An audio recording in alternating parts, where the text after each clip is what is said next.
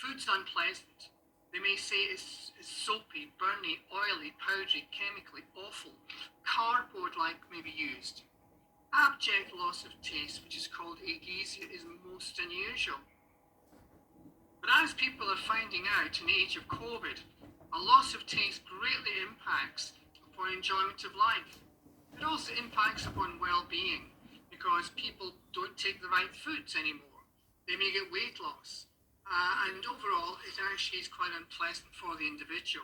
And this is a really frustrating aspect of dryness of the mouth that I said may arise in people with scleroderma. Now, without saliva, the upper dentures don't stay in place. They need a negative pressure to suck them against the roof of the mouth. And if there's no saliva, the upper denture starts to basically jump around. And as it jumps around, you get soreness of the denture-bearing area. It may rub against the lining of the mouth and cause mouth ulcers. It can cause this thing, these red blobs you can see here, which is just a fungal thing called denture-induced stomatitis. That's immaterial. The main problem is the lack of saliva means the dentures don't stay as immobile as they should. And as a consequence, patients have difficulty eating, speaking, have a loss of confidence, and their enjoyment of life starts to falter. And lastly, with regard to dentures, which is unrelated to dryness of the mouth, in people with scleroderma, if you've got microstomia, it may be difficult to construct dentures or for dentures to go in and out the mouth. And if there's fibrosis of certain parts of the mouth, the denture actually just fails to sit properly. There are all sorts of other features that arise with scleroderma, but they're rare. Perhaps the most significant from my perspective is actually neuropathy. This is where patients develop a tingling or a numbness, usually of the lower lip of one side, and it's a complication which is known to arise in some people with scleroderma.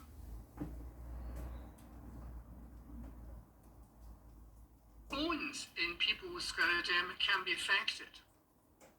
Over the last 20 years, it's been found that sometimes the bone of the jaws can start to become infected initially and then destroyed.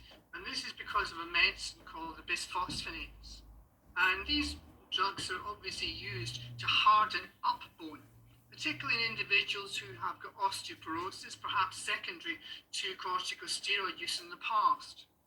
And initially, it was thought that this loss of bone in the jaws was very common. But in fact, it's now found to be uncommon if the patients are on oral bisphosphonates, as seems to be the way nowadays. So this is less of a problem.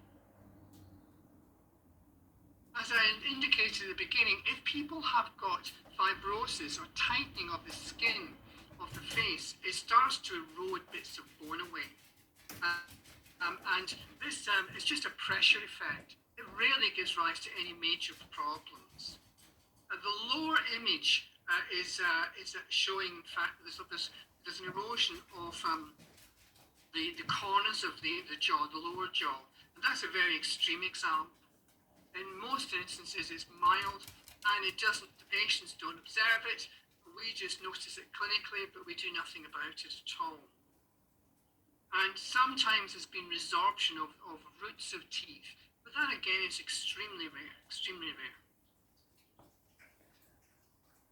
I'll mention this risk with mouth cancer, and one of the reasons I mention it is people go onto the web, and if you put the word scleroderma in and mouth cancer, it'll pop up links all the time.